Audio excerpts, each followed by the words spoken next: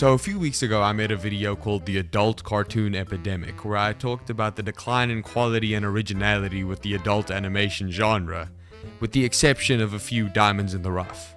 And today, I'm back with another show that I think was good enough to get its own video. So hey, what's going on? I'm Storm, I need sleep, and today we are talking about Creature Commandos. In early 2023, it was announced that the director of the Guardians of the Galaxy movies was to become the co-CEO of DC Studios, and that he was going to reboot the mess that was the DCEU. The goal was to create a cinematic universe that ties together movies, video games, and TV shows, which leads us to today. Everyone is raving about the new Superman movie having kicked off the DCU with a bang. Which is true, it was good. But guys, that is not the first thing in the DCU timeline. There were 3 projects on the DCU docket for this year. Superman in July, Peacemaker Season 2 in August, and before both of those, Creature Commandos in January. Creature Commandos? I've never heard of them. Why should I care about a show with characters that I literally didn't know existed? Well, dear viewer, that's why I'm here.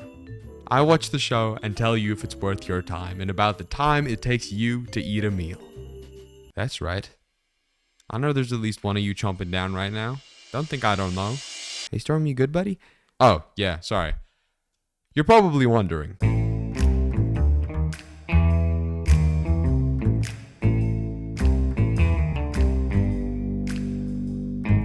Something I think a lot of us forget is that before the Guardians of the Galaxy movies came out, a lot of us didn't even know they existed. I mean, before the MCU, the Guardians were pretty low-level characters when it comes to popularity, but James Gunn has always had this uncanny ability to make me care about characters I didn't even know about before. Another great example being Peacemaker, which if you haven't seen, go watch it right now.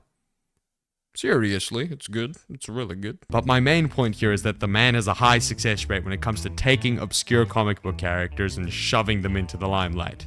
And Creature Commandos is no exception. The characters all come from variously different backgrounds with the shared theme that they're all monsters, which means they technically don't have human rights.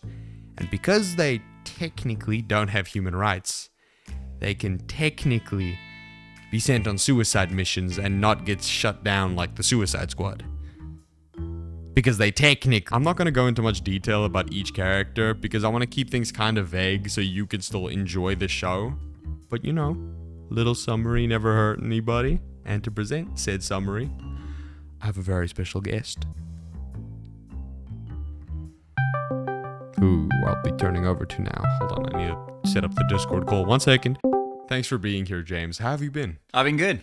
Working hard on this whole being a CEO thing. Yeah, I can imagine. Hey, do you think you can give us a short little summary on each of our characters so the audience knows what we're in for? I'd love to. There are 7 main members of Project M, aka Creature Commandos. First up, we got Weasel, a rodent-like humanoid who you might know from the Suicide Squad movie. Then comes Bride. She was a corpse brought back to life to be Frankenstein's wife. Let's just say it didn't take. G.I. Robot, a robot that fought in World War II. He has a special kind of PTSD. Nina, think Link from Monsters vs. Aliens, but a girl and much smarter. Dr. Phosphorus, a hot-head skeleton with nuclear firepowers, who is always the light of the party.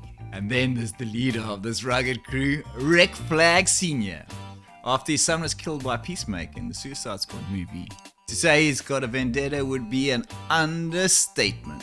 Hey James, didn't you say there'd be 7 characters? I'm confused. You only named 6. That's because I saved the best for last. Frankenstein isn't necessarily a member of the team, but he's such a highlight that not mentioning him would have been deadly. Wow, that was a bad pun. Yeah, it sounded wrong as I said it. Anyway, he's been chasing after the bride for almost 200 years, and he is not taking the single life well. Okay, well thanks James. I really appreciate you taking the time out of your busy schedule to do this. It means a lot. Yeah, of course. I'm always happy to help. By the way, don't forget to let me know what you think of Peacemaker Season 2 when it comes out. Will do. But that's pretty much all you need to know about our main characters. And this segment has run long over time, so let's get into the technical stuff.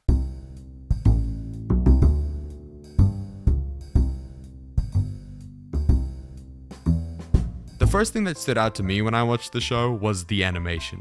It's nothing revolutionary, but it's perfect for what it is.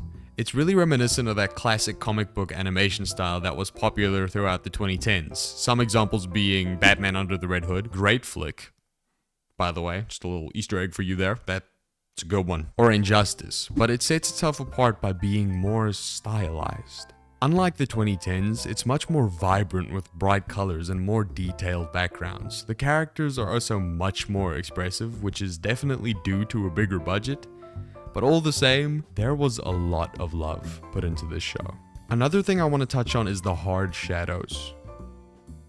I realize now how that sounds weird to some people. It'll make sense in a second. The second this cuts, I'm gonna explain what I mean. You're gonna see what I mean. Even though everything is full of color, I mean even the guns are shades of purple instead of gray, the darkest shadows on all the characters are solid blacks, which just enhances the comic book style parallels between the show and the source material. It's something you don't see often in animation, but it does not go unnoticed. Animators, I see you. Mwah. I'm having too much fun with this episode. Another thing that stood out to me was the fight scenes. Every time a serious fight or conflict would start, the animation would just get cranked to 11. And normally, I would call this jarring because of the sudden shift in quality. But if I'm being honest, every time this happened, I just found myself leaning forward in my chair and locking the fuck in. It's almost like the up in quality is an indication that shit is about to go down. So when it dies back down, you can settle back into the story. It honestly worked in its favor, but obviously, looking good visually doesn't mean your show is automatically good. If we learned anything from MODOK, you have to have a good formula. You have to actually be funny or interesting or enjoyable whatsoever. So, ladies and gentlemen, was Creature Commandos actually good? Yes. I don't know what you were expecting me to say. Yes, it was good. No, but in all seriousness, there is a lot to compliment here. The thing is, James Gunn knew that we don't know these characters, so in every episode while the main story progresses, the B-plot revolves around the origins of each character respectively. So by the end of the episode, you feel like you know them, and the team becomes a little more familiar. This also really helps the pacing. Nothing ever feels like it's being rushed through. Even though every episode only ends up being about 25 minutes at most, you'll never feel like anything's ever being brushed over. Like we talked about in the adult animation video, it has a really high chance of being generic, especially when it's based on some other IP that isn't traditionally in that niche, where it'll either be nothing like the original, or just think that inappropriate humor will make it as good as the rest. But Creature Commandos succeeded where others failed. They took an unknown group and did something new and out there with those characters. That wasn't just sex humor. I'm sorry, there's so much of it. My brain has been nullified to it. I don't even hear the joke anymore. It's just it's like I'm 5. It's just going over my head. And that's the main thing that made it so good. It wasn't afraid to take a risk, which is why I believe that DC is in capable hands. Especially with this whole multi-genre thing they got planned. But that is a conversation for another day.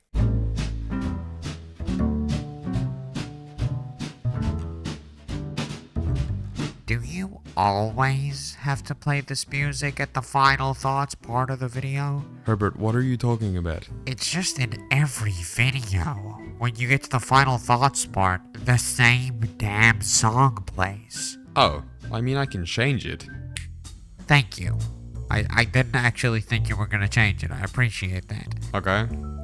Anyways, Creature Commandos has me genuinely excited for what comes next with DC. The show has already been renewed for a second season, and I could not recommend it enough. The story is great, the characters are so cool, and the action will blow your socks off. My favorite character is G.I. Robot. I have nothing else to add there, I just wanted that to be put out in the open. It's G.I. Robot. He's pretty cool. I really hope you enjoyed this episode and that you'll go check out the show. I haven't really heard anyone talk about it, so maybe if you go watch it now, you can go tell your friends about it and be the cool kid who found the lit show everyone loves. Who knows? Maybe then you'll be popular. No friends have an ass. Subscribe. But that'll be all from me today. Remember to let me know anything else you want me to talk about in the comments. Suggestions are always welcome. I will see you next time. And always remember to Lock your doors. What the fuck? Okay, that's a wrap. Let's go. Oh, Storm recorded another video. And now I can do whatever I want because you can't see me because it's blurry. That's how that works.